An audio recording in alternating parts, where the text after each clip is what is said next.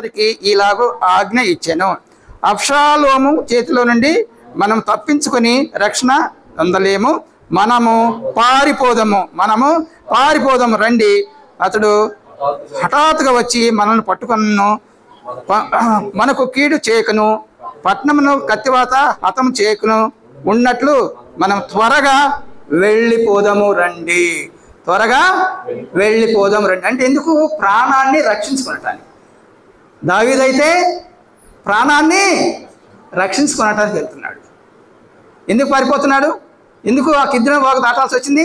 ఆయన ప్రాణాన్ని రక్షించుకోవటానికి, ప్రాణాన్ని కాపాడుకోవటానికి ఆయన కిద్రోను వాగు దాటి వెళ్ళవలసింది. ఎందుకంటే మరి అబ్షాలోము మరి అహీతోపు వారు చేసినటువంటి ఆ యొక్క ఆలోచన తప్పున మరి ఆ యొక్క తండ్రి సింహాసనాన్ని తీసుకోవాలని, ఆ రాజ్యాన్ని ఆయన వెళ్ళాలని ఆయన ఇశ్రాయేలు అందరినీ కూడా సమకూర్చుకుని ఆ యొక్క మరి దావీదుని, తండ్రి అయిన దావీదు రాజుని ఆయన ఏం చేయాలి? మరి చంపాలనేటువంటి యోచనతో ఉన్నప్పుడు అది తెలుసుకున్నటువంటి, ఆ విషయం తెలుసుకున్నటువంటి తండ్రి అయిన దావీదు ఏం చేశాడమ్మా? కుమారుడి నుంచి పారిపోయి, ఎందుకంటే అతను హఠాత్తుకు వచ్చి మరి మనకు ప్రాణాపాయం చేస్తాడేమోనని భయపడి ప్రాణం దక్కించుకోవడానికి ఆయన ఏం చేశాడు? కిద్రోను వాగు దాటి వెళ్ళవలసి వచ్చింది. కానీ మరి మన ముఖ్యమైన అంశం ఏంటంటే ఆ యొక్క యోహాను సువార్త చదువుకున్నాం కదా, 18వ అధ్యాయము 1వ వచనం చూసాం కదా. ఏమిటి ఇక్కడ? యేసు ఈ మాటలు చెప్పి తన శిష్యులతో కిద్రోను వాగు దాటి పోయెను. అక్కడ ఒక తోట ఉండెను, దానిలోనికి ఆయన శిష్యులతో కూడా వెళ్ళాను. చూడండి, ఇక్కడ ఈ కిద్రోను వాగు మనం చూసినట్టయితే ఈ యొక్క కిద్రోను వాగు ఎక్కడుందంటే యెరూషలేము మరి ఒలీవల కొండకి మధ్యన ఉండేటువంటిది. అంటే యెరూషలేముకు తూర్పు ప్రక్కన ఆ యొక్క ఒలీవల కొండ ఉంది. ఓకే, ఒలీవల తోట. ఆ యొక్క కొండ కింద అంటే యెరూషలేముకును ఆ యొక్క కొండకి మధ్య ఒక అగాధం, అంటే ఒక లోయ ఉంది, పెద్ద లోయ ఉంది. ఆ లోయలో ఈ యొక్క ఒక వాగు ప్రవహిస్తూ ఉందన్నమాట. ఒక వాగు ప్రవహిస్తుందండి, small brook, it is just running. అంటే చిన్న ఒక వాగులాగా, సెలయేరులాగా ప్రవహిస్తూ ఉందన్నమాట వాగు. అంటే ఆ వాగు దాటి, అంటే ప్రభువైన యేసుక్రీస్తు ఎక్కడికి వెళ్ళాలి? యెరూషలేము నుంచి ఎక్కడికి వెళ్ళాలి? ఇప్పుడు ఒలీవల కొండకి వెళ్ళాలి. ఒలీవల కొండకి వెళ్ళాలి. ఎందుకంటే ఆయన మరి మరణ సమయము ఆసన్నం అవుతుంది కనుక, మరి తండ్రి ఇచ్చినటువంటి ఆ సమయము మరి పూర్తి అవుతుంది కనుక, ఆయన ఇచ్చిన పనిని ఈ భూలోకంలో ప్రభు సంపూర్ణం చేశాడు కనుక ఆయన చిత్తాన్ని నెరవేర్చడానికి, తండ్రి చిత్తాన్ని నెరవేర్చడానికి మన ప్రభువైన యేసుక్రీస్తు ఎక్కడికి వెళ్తున్నాడు? ఆ యొక్క ఒలీవల కొండకి వెళ్తున్నారు అనమాట. అప్పుడు ఆయన ఏం చేయాల్సి వచ్చింది? ఆ వాగు దాటవలసి వచ్చింది. అవునా? వాగు దాటవలసి. కానీ దావీదు అయితే తన ప్రాణం దక్కించుకోవడానికి ఆయన వాగు దాటి వెళ్ళిపోతుంది. ఇక్కడ చూసినప్పుడు ఈ కిద్రోను అనేది దానికి అర్థం ఏంటంటే ఇది చాలా చీకటిది, అంటే చాలా భయంకరమైనటువంటి మరి ఆ యొక్క వాగు అన్నమాట. ఎందుకంటే అక్కడ మనం చూసినప్పుడు ఇక కిద్రోను అనేది అందులో పనికిరాని వస్తువులు, విగ్రహాలు, మరి అశుద్ధమైనటువంటి, అప్రతిష్టమైనటువంటి అన్నిటిని కూడా, అంటే అన్ని వేస్ట్ మెటీరియల్, ఎందుకు పనికిరాని అన్నీ కూడా ఆ వాగులో పడవేస్తూ ఉంటారన్నమాట. ఎందుకంటే అది ఆ యొక్క చీకటి అంటే పాపానికి మరి సాదృశ్యంగా ఉంటుంది కనుక, అటువంటి ఆ యొక్క మరి భయంకరమైనటువంటి ఆ యొక్క చీకటిని, ఆ యొక్క భయంకరమైన స్థితిని మరి ప్రభు దాని ద్వారా వెళ్ళవలసి వస్తుంది అన్నమాట. ఎందుకంటే మరి ఇప్పుడు మనం చూసినప్పుడు చూడండి, 2వ రాజుల గ్రంథము 23వ అధ్యాయము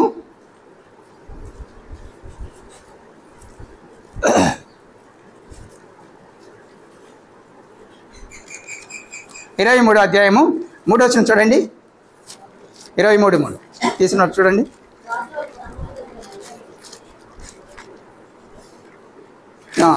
ఏం చదివారు? చదవండి.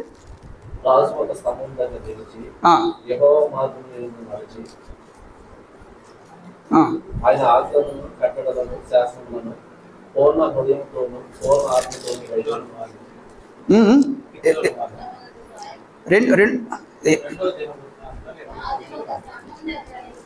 రెండో దినవృత్తాంతాల్లోనూ 29 ఉంది.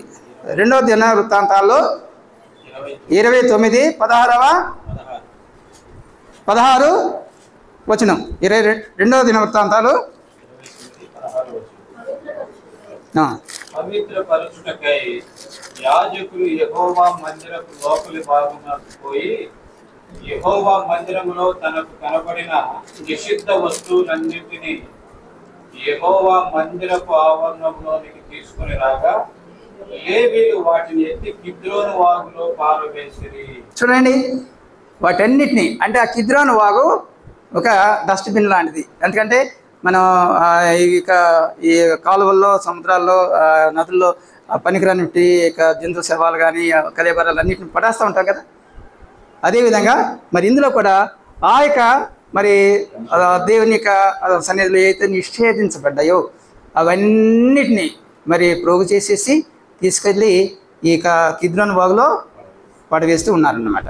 అటువంటి ఆ యొక్క కిద్రోను వాగు గుండా మరి ప్రభువైన యేసుక్రీస్తు వెళ్ళవలసి వస్తుంది. ఎందుకంటే మరి మనం చూసినప్పుడు ఇది ఒక వనము, ఒలీవ వనము. మరి మరొక వనం మనము ఆదికాండంలో చూసాం కదా. ఏంటి ఆ వనము? ఏదేను వనం. చూడండి, మరి మొదటి ఆదాము అయినటువంటి ఆ యొక్క మరి మొదటి మనుషుడు ఆయన, మరి దేవుడు నిర్మించిన ఆయన, మొట్టమొదటిగా మరి ఆయన్ని ఏదోని వనంలో ప్రభు దేవుడు ఆయన ఉంచాడు.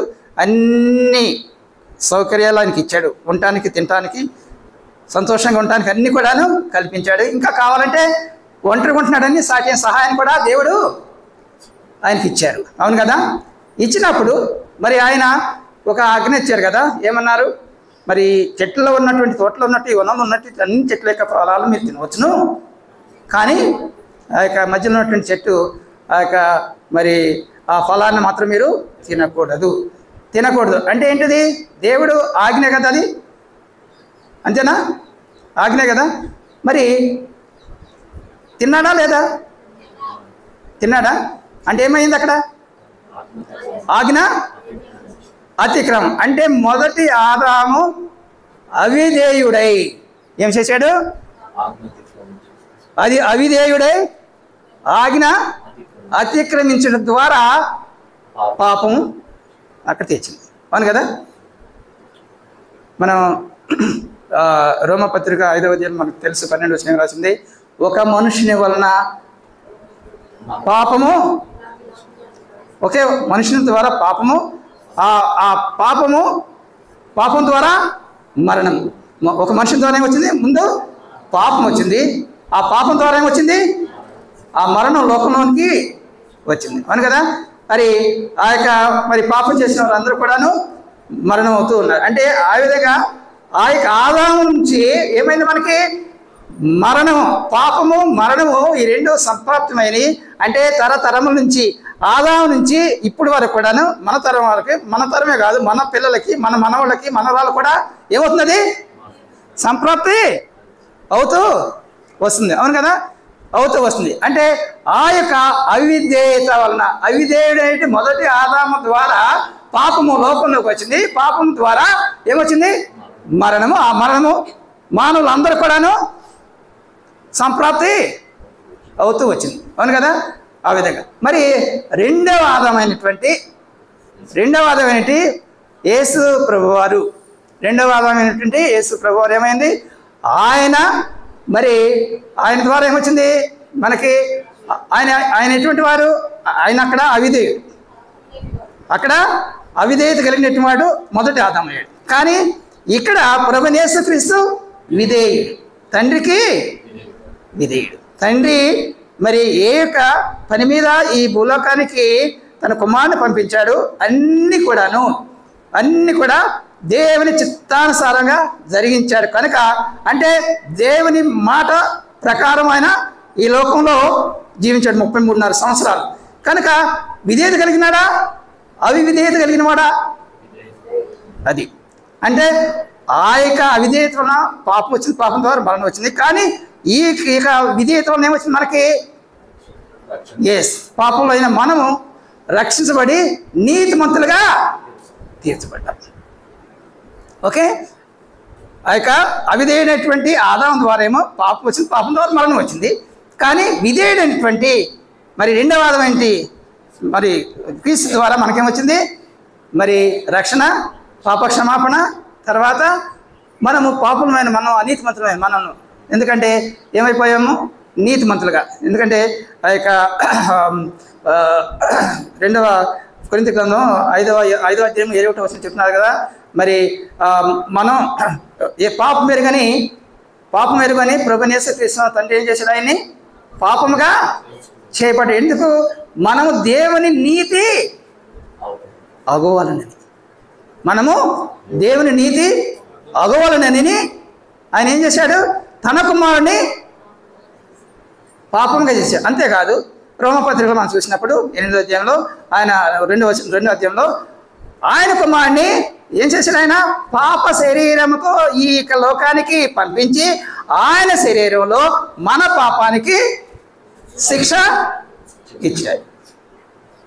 అదే పాపం చేసింది మనము, కానీ ప్రభువైన యేసుక్రీస్తుని ఏం చేశాడు, ఆయన దేవుడు తన కుమారుని ప్రభువైన యేసుక్రీస్తుని పాప శరీరంగా ఈ లోకానికి పంపి ఆయన శరీరంలో మన పాపానికి శిక్ష ఇచ్చాడు.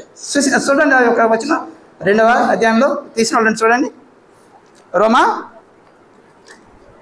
2:8 చూడండి. అది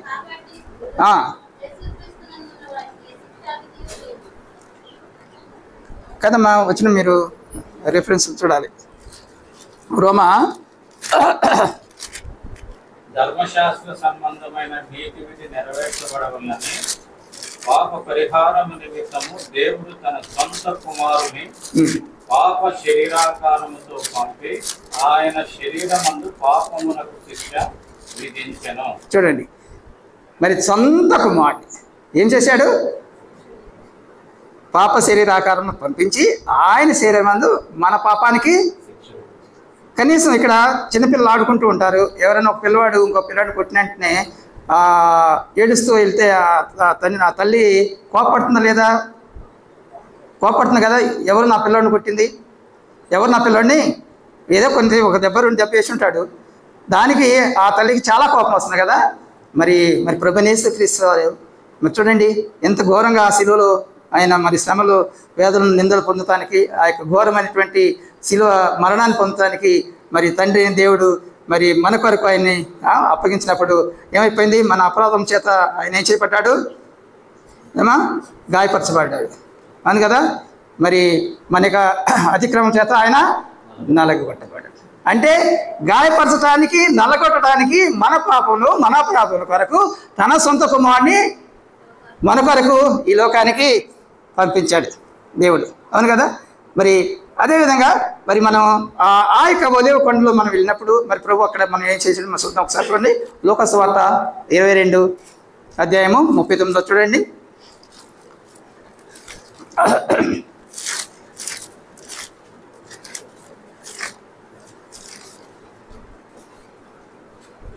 తరువాత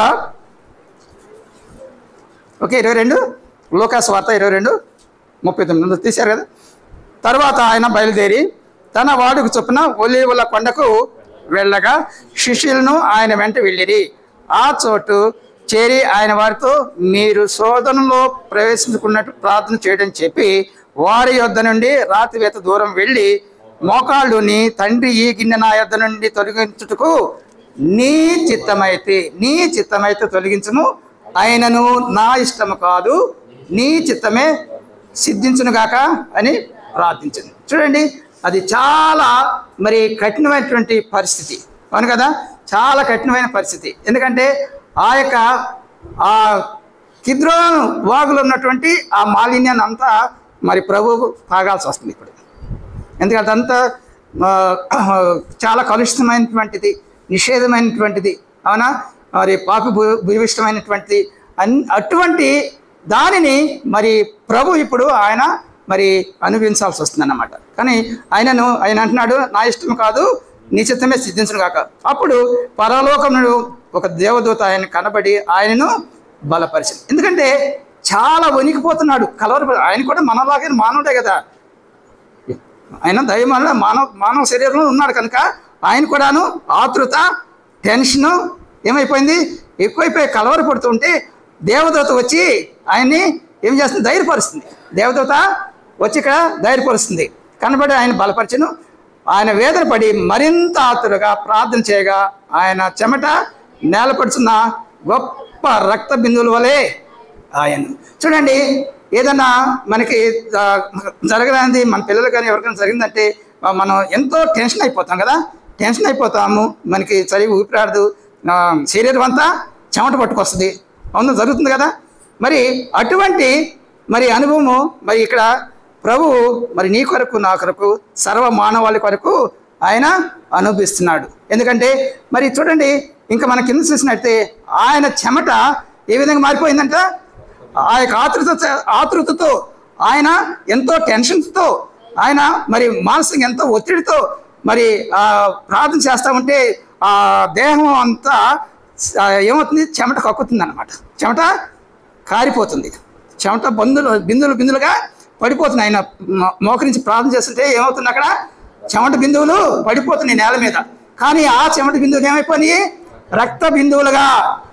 ఎందుకు మరి తెలుసా, ఆయన మరి శరీరంలో ఉన్నటువంటి రక్తనాళాలు ఏమైపోయినాయి, రప్చర్ అయిపోయినాయి, బ్రేక్ అయిపోయింది. కనుక ఆ రక్తనాళాల్లో ప్రవహించే ఆ యొక్క రక్తము రక్తనాళాల నుంచి బయటకు వచ్చేసేసి మరి ఆయన చెవుల్లో గుండా, ముక్కుల్లో గుండా, నోట్లో గుండా, మరి ఆ శరీరం కింద చెమట ద్వారా ఆ రక్తం ఏమవుతుంది, ఆ యొక్క బయటకు వచ్చేస్తుంది అన్నమాట. చూడండి ఎంత మరి బ్రెయిన్ హెమరేజ్ జరిగి ఉండేది ఆయనకి. ఆయన బ్రెయిన్లో ఉన్నటువంటి నరాలు చిట్లిపోయి ఉంటాయి, పగిలిపోయి ఉంటాయి కదా. అప్పుడే ఆ యొక్క రక్తము మరి ఆ శరీరం నుంచి బిందువులుగా పడుతూ వస్తుంది, అవునా. చూడండి ఎంత ఆయన వేదన మన కొరకు పొందాడు. మరి ప్రభువైన యేసుక్రీస్తు మరి ఆయనలో ఏ పాపం లేదు, మరి మరి తప్పిదం ఆయన చేయలేదు. ఆయనను మరి మన కొరకు మరి ప్రభువైన యేసుక్రీస్తు ఎంతగానో మరి శ్రమ పడ్డాడు, ఎంతగానో బాధించబడ్డాడు. మరి ఆ యొక్క శరీరంలో ఉన్నటువంటి ఆ యొక్క మరి రక్తం అంతా కూడాను మరి మన కొరకు ఆయన దారాలుగా ప్రయోగం చేశాడు. అంత మాత్రమే కాదు, చూడండి కీర్తన 49వ కీర్తన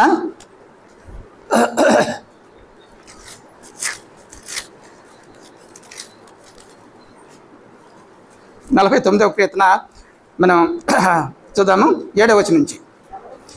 ఎవడను ఏ విధము చేతనైనా తన సహోదరుని విమోచింపలేడు, వాడు కుళ్ళు చూడక నిత్యము బ్రతుకున్నట్లు వాని నిమిత్తము దేవుని సన్నిధిని ప్రాయశ్చిత్తం చేయగలవాడు ఎవడునూ లేడు. వారి ప్రాణ విమోచన ధనము బహు గొప్పది, అది ఎన్నటికి తీరిక అట్లా ఉండవలసిందే. ఎందుకంటే ప్రభువైన యేసుక్రీస్తు మన కొరకు చేసినటువంటి ఆ యొక్క ప్రాయశ్చిత్త బలి, ఆ యొక్క మరి దేవుడు మన కొరకు మరి ప్రభువైన యేసుక్రీస్తు మరి మన పాపముల కొరకు, యేసు మన ప్రతి పాపముల కొరకు ఆయన ప్రాయశ్చిత్తం గావించబడ్డాడు. అంటే మన కొరకు ప్రాయశ్చిత్త బలిగా ఆయన అర్పించుకున్నాడు. అంటే మరి పాపం చేసింది మనము, మరి ఆ యొక్క పాపానికి రావాల్సినటువంటి ఆ యొక్క మరి మూల్యాన్ని మరి చెల్లించింది మరి ప్రభువైన యేసుక్రీస్తు. ఎందుకంటే పాపం చేసింది మనం, ఆ పాపం వలన మనం మరణించాలి. మరి ఆ యొక్క పాపానికి కావాల్సినటువంటి ఆ శిక్షను మనం భరించాలి, ఆ మూల్యాన్ని మనం చెల్లించాలి. మరి మనకు బదులుగా మరి ప్రభువైన యేసుక్రీస్తు ఏమైపోయాడమ్మా, మరి ఆయన మన కొరకు క్రయధనముగా కలువరి శిలువలో ఆయన క్రయమైపోయాడు, ఆయన ఖర్చు అయిపోయాడు. ఆయన ప్రాణాన్ని మన కొరకు ఆయన ఏం చేశాడు, ఖర్చు చేసేసాడు. అంటే ఆయన ప్రాణాన్ని మన కొరకు మరి ఆయన పెట్టేసేసాడు. కనుక మరి మనము రుణవస్తులము. ఏమి చెల్లించినా ఈ భూలోకంలో ఉన్న సంపదలన్నీ కూడా ఆయనకి ఇచ్చినా కానీ ఆ రుణము తీరదు, ఆ రుణం తీరక అట్లా ఉండవలసింది. కనుక మరి అటువంటి గొప్ప త్యాగాన్ని, గొప్ప క్రయాన్ని మరి ప్రభువైన యేసుక్రీస్తు మరి మన కొరకు అర్పించినప్పుడు మనం ఏమిస్తున్నాము అని ఆయన ఏమంటున్నాడు కదా. ఆయన ఎప్పుడు కూడా ప్రభు ఏం కోరుకుంటున్నాడు, ఆయన విరిగి హృదయాన్ని కోరుకుంటున్నాడు. ఆయన ఎప్పుడు కూడాను మరి ఆయన మరి ధనను అడగట్లేదు, మీకున్నటువంటి సంపదను అడగట్లేదు, మీకున్నటువంటి ఏది కూడా ఆయన అడగట్లేదు. కానీ ఆయన కోరుకుంటుంది ఏంటంటే ఆయన్ని మనం మరి విరిగి నిలిగిన హృదయంతో మరి ఆయన్ని స్తుతించాలి, ఆరాధించాలి, మహిమపరచాలి. అంటే ఆయనకి ఏమంతా ఇష్టమో మనం చూసాం కదా. 51వ కీర్తనలో బెత్షెబా సమయంలో మరి అక్కడ చూస్తారా 17 వచ్చింది చూడండి, 51:17. విరిగి నరిగిన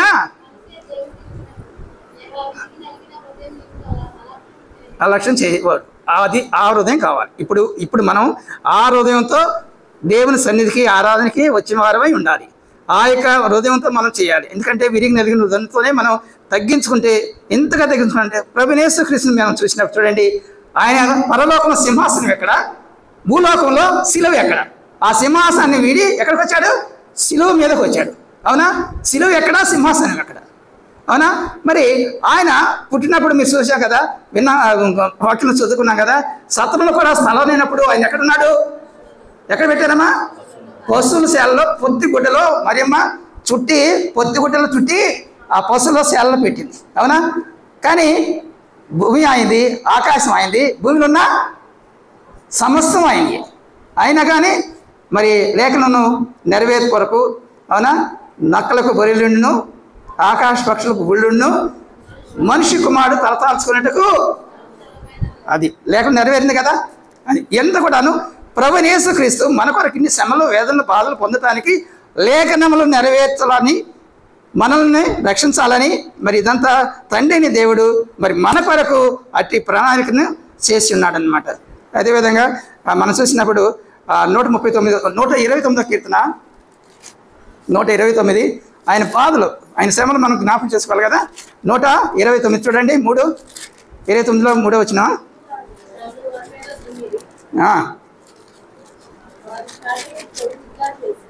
దున్నువారు నా వీపు మీద దున్నిరి, వారు సాళ్లను పొడుగుగా చేసిరి. చూడండి అమ్మా, మరి ప్రభువైన యేసుక్రీస్తు ఆ యొక్క భారమైన శిలువను యెరూషలేము పురవీధుల్లో ఉంచి ఆయన మోసుకుని వెళ్తూ ఉంటే పడుస్తూ లేస్తూ ఉన్నాడు. అవును కదా? ఆయనను వదిలిపెట్టలేదు. ఆ వీపు మీద ఇంకా ఆ కొరడాను తీసుకుని వాళ్ళు మరి ఏం చేశారు? ఆ కొరడా అంటే మామూలు సామాన్యమైన కొరడా కాదు, అది ఒక కొరడా తీసుకుని ఆ కొరడాకు ఆ చివరి భాగాన ఒక లోహం అంటే ఇనుప గుండు లాంటిది ఉంది. ఆ ఇనుప గుండెకు 3 హుక్స్ ఉంటాయి.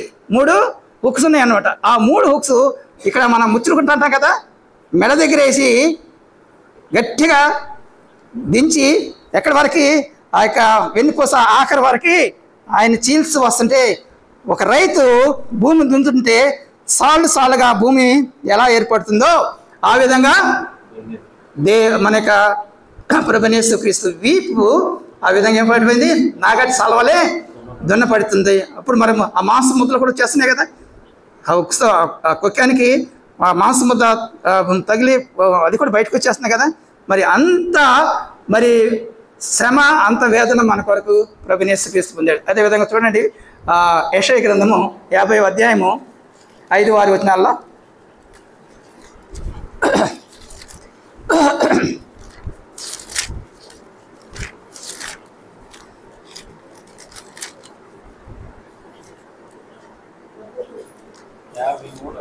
మన అతిక్రమ క్రియలను బట్టి అతడు గాయపరచబడెను, మన దోషములను బట్టి నలుగుకొట్టబడెను, మన సమాధానార్థమైన శిక్ష అతని మీద పడెను, అతడు పొందిన దెబ్బల చేత మనకు స్వస్థత కలుగుతున్నది. లేదు బ్రదర్, 50 అధ్యాయంలో 5 వరకు వచ్చిన అది వేరే, అందరూ తెలిసిన విషయం అది మనకి. అది వెంట్రుకలు పెరిగిపోయి వారికి నా చెంపలను అప్పగించుతుంది, ఉమ్మివేయి వారికి, అవమానపరచు వారికి నా ముఖం దాచుకొనలేదు. చూడండి, మరి ప్రభువైన యేసుక్రీస్తు మరి ప్రభు 5వ వచనం, ప్రభువుకు యెహోవా నా చెవికి వినుబుద్ధి పుట్టింపగా నేను ఆయన మీద తిరుగుబాటు చేయలేదు. ప్రభు తిరుగుబాటు చేయలేదు కనుక వినకుండా నేను తొలగిపోలేదు. ఆయన మాటకి ఆయన ఎప్పుడు కూడా పరిచయం పెట్టలేదు, తొలగిపోలేదు. అప్పుడు ఆయన ఏం చేశాడు? అక్కడ కొట్టు వారికి ఆయన వీపుని అప్పగించుకున్నాడు. ఇప్పుడు మనం చెప్పుకున్నాం కదా, ఆ వీపు నాగటి సాల్వలే దున్నబడింది. అవునా? దున్నబడింది. ఆ వీపుని ఆయన కొట్టువారికి వీపుని అప్పగించుకున్నాడు. అదేవిధంగా వెంట్రుకలు పెరుగు వారికి ఆయన చెంపలను అప్పగించుకున్నాడు. అవునా? అదే ఇంకా ఉమ్మివేయి వారికి, అవమానపరచు వారికి ఆయన ముఖము దాచుకున్నాడు. చూడండి, ప్రభు మన కొరకు ఆయన పొందవలసిన అన్ని వేదనలు బాధలు ఆయన అనుభవించాడు. ఆయన వీపును అప్పగించాడు, మరి దున్నవారికి, మరి కొట్టువారికి, తర్వాత చెంపలు పెరుకోవారికి, మరి ఆయన చెంపలు తాసుకోలేదు, ఆయన అప్పగించుకున్నాడు. అదేవిధంగా ఆయన ముఖం కూడాను ఆయన ఉమ్మివేసి వారికి ఆయన దాచుకొనక ఆయన ముఖాన్ని ఆయన కనపరుచుకున్నాడు. ఎందుకంటే మరి ప్రభువైన యేసుక్రీస్తు మరి మన కొరకు సమస్తాన్ని ఇచ్చేసాడు కదా. మరి మనమేమి ఇస్తున్నాము? ఇది ఆరాధనలో మనం దేవునికి ఏమి ఇస్తున్నాం అంటే దేవుని ఏ విధంగా మనం ప్రేమిస్తున్నాం, ఆయన ఏ విధంగా మనం స్తుతిస్తున్నాము, ఓకే, మహిమపరుస్తున్నాము, అది మనకన్నమాట. ఎందుకంటే మరి ప్రభువైన యేసుక్రీస్తు అదేవిధంగా చూడండి, 1 పేతురు 2వ అధ్యాయము 22వ వచనం నుంచి, త్వరగా టైం అయిపోతుంది. 1 Peter 2nd chapter 22 verse 1 onwards. Yes. ఆయన నోటను ఏ కపటమును కనబడలేదు. ఆయన దూషింపబడి బదులు దూషింపలేదు. ఆయన శ్రమ పెట్టబడి బెదిరింపక న్యాయముగా తీర్పు తీర్చి దేవునికి తనను తాను అప్పగించుకోలేదు. ఇంకా పాపముల విషయమై చనిపోయి నీతి విషయమై జీవించినట్టు ఆయన తానే తన శరీరమందు మన పాపములను రాళ్ళ మీద మోసుకోలేదు. ఆయన పొందిన గాయములు చేత మీరు స్వస్థత నొందితిరి. మీరు గొర్రెల వలె దారి తప్పిపోతుంది, కానీ ఇప్పుడు మీ ఆత్మల కాపరియు అధ్యక్షుడైన ఆయన వైపు నాకు మళ్ళీ ఉన్నారు. అవును, మరి చూడండి, ప్రభువైన యేసుక్రీస్తు ఆయనలో ఏ పాపం లేదు, మరి ఆయన నోట ఏ కపటం కూడా లేదు. మరి ఆయనని దూషిస్తూ ఉంటే ఆయన బదులు దూషించలేదు. ఆయన శ్రమ పెట్టి కూడాను ఎవరిని అంటున్నాను, నేను దేవుని కుమారుడిని, నన్ను మీరు ఈ విధంగా చేస్తారా అని ఆయన బెదిరించాడా? లేదు కదా. కనీసం ఆ యొక్క పల్లెపల్లి దగ్గర ఆయన వచ్చినప్పుడు, ఆయన పట్టుకోవడానికి వచ్చినప్పుడు ఆయన మీరు ఎవరిని ఎదుగుతున్నారు అని అడిగినప్పుడు వారు ఏమన్నారు? నజరేయుని యేసు అనగానే ఏమైపోయారు? వాళ్ళందరూ పడిపోయారు కదా. ఆయన ఒక్క మాట చేత అందరూ మూర్చిల్లి పడిపోయారు, అవును కదా. మరి అంత శక్తిమంతుడైనటువంటి మరి దేవుడు మన ప్రియ ప్రభు మరి మన కొరకు ఏమైపోయాడు? ఆయన మరి ఏమైపోయామా? తగ్గించుకున్నాడు తను తాను. ఎందుకు? నీవు నేను నశించి నరకానికి వెళ్ళకూడదని, మనం రక్షించబడాలని, మన పాపం క్షమించబడాలని, మనం రక్షించబడి తర్వాత మనం తండ్రి అయిన దేవునితో పరలోకంలో సదాకాలము ఆయనతో ఉండాలని, తర్వాత ప్రభువైన యేసుక్రీస్తు 2వ రాకడలో వచ్చినప్పుడు మనకంటే మరి మృతులైన వాడు ఆయన ఎంట పెట్టుకొస్తారు. మరి ఇంకా సజీవులుకున్న వారు ఏం చేస్తారు? వారి యొక్క మత్స్య దేహాన్ని మరి మహిమ శరీరంగా మార్చబడి మధ్యాకాశంలో ఆయన కలుసుకున్న తర్వాత ఈ భూలోకానికి మనము మరి ఏలతానికి దేవుడు తీసుకుని వస్తాడు. అంటే మన అంత ప్రణాళిక మన పట్ల మన ప్రభువారు కలిగి ఉన్నారు. మరి మనం ఏ విధంగా ఉంటున్నాము ఆయన యొక్క కార్యాల్లో, మరి ఆయనకి చుట్టూలో కానీ, ఆయన మహిమపరుసులో కానీ, సునిసులో కానీ మరి భయభక్తులు ఎలాగుంటున్నాము? ఎందుకంటే ఇంత గొప్ప దేవుడు ఇంత గొప్ప మేలు చేసిన మన ప్రియ ప్రభుకు మనమేమి ఇస్తున్నాం, అవును కదా. అది మనం చూసుకోవాలి. అదేవిధంగా చూడండి, ఇదే మొదటి పత్రికలోనే 18వ వచనం చూడండి, 19వ వచనము, మొదటి అధ్యాయము 19వ వచనం.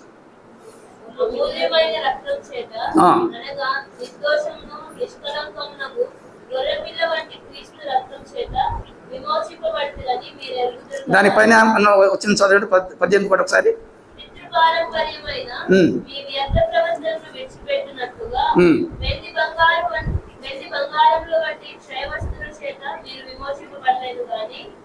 అమూల్యమైన రక్తం చేత అనగా నిర్దోషమును నిష్కలంకమునగు గొర్రెపిల్ల వంటి క్రీస్తు రక్తం చేత విమోచింపబడుతుందని మీరు ఎరుగుదురు కదా. అవును, చూడండి, మనం ఈ లోకంలో ఉన్నటువంటి మనం హైందువులు ఉంటున్నారు కదా, వాళ్ళు ఏం చేస్తారు?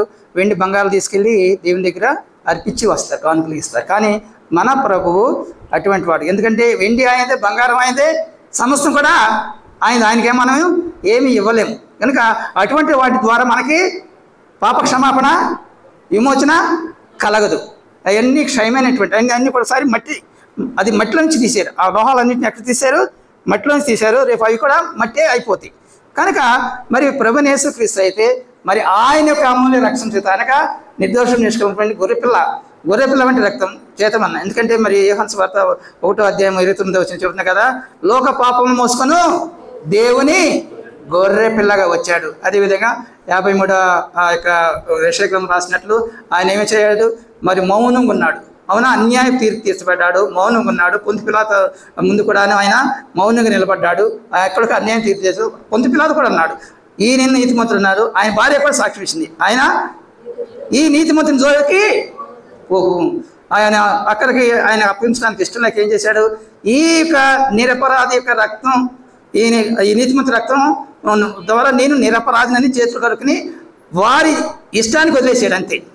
ఎందుకంటే వారు ఏమన్నారు, బరబ్బాని వదిలిపెట్టాలి, యేసు ప్రభు వారిని సిలువకు అప్పగించాలని కేకలేసాడు. ఆ కేకలే గెలిచినాయి. ఆ కేకలు గెలిచిన కనుక ఆయన రాజు అయ్యండి, అధికారి కూడా ఏం చేయలేకపోయాడు. ఎందుకంటే అది దేవుని యొక్క ప్రాణాలే కనుక. ఎందుకంటే మన పట్ల మరి ఆ బలి జరిగించాలి కనుక, ఆయన బలి అవ్వాలి కనుక, ఆ బలి ద్వారా మన పాపాలకి విమోచన కలగాలి కనుక అదంతా కూడాను మరి దేవుని యొక్క తండ్రి దేవుని చిత్త ప్రకారం ఇది జరిగించడం ద్వారా మరి ప్రభువైన యేసుక్రీస్తు మరి మన కొరకు ఏమైపోయాడమ్మా, మరి ఆయన తన శరీరం మందు తానే మన పాపలను రాళ్ళ మీద మోసుకుని పోయి మన కొరకు బలి అయిపోయాడు. అవును కదా, ఆయన చేతుల్లో చీలలు, ఆయన మరి పాదాల్లో మేకులు, ఆయన తలలో ముళ్ళ కిరీటము, మరి ఆయన ప్రక్కలో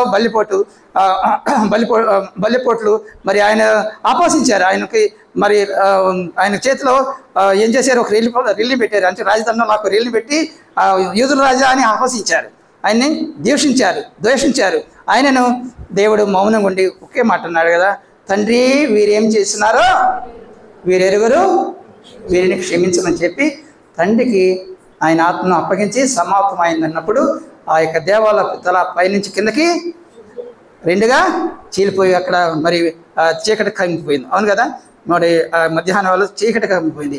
మరి ఆ యొక్క తెర అంతే దేవుని ప్రభువైన యేసుక్రీస్తు శరీరము అక్కడ ఏమైపోయింది, పగిలిపోవటం ద్వారా ఆ దేవునికి మానవునికి మధ్య ఉన్న పాప కూడా ఏమైపోయింది, పడిపోవడం ద్వారా మనకి తండ్రి అయిన దేవునితో కలుసుకునే భాగ్యం ప్రభువైన యేసుక్రీస్తు ద్వారా మనకి అందుకే ఆ యొక్క ఎబ్రీ పత్రిక నూతనమైన మార్గము మన కొరకు ప్రత్యేకించబడింది.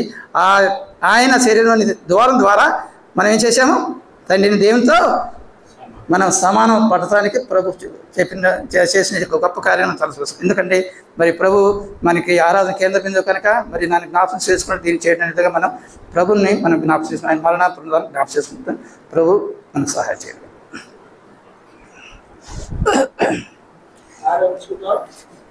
ఆరోచి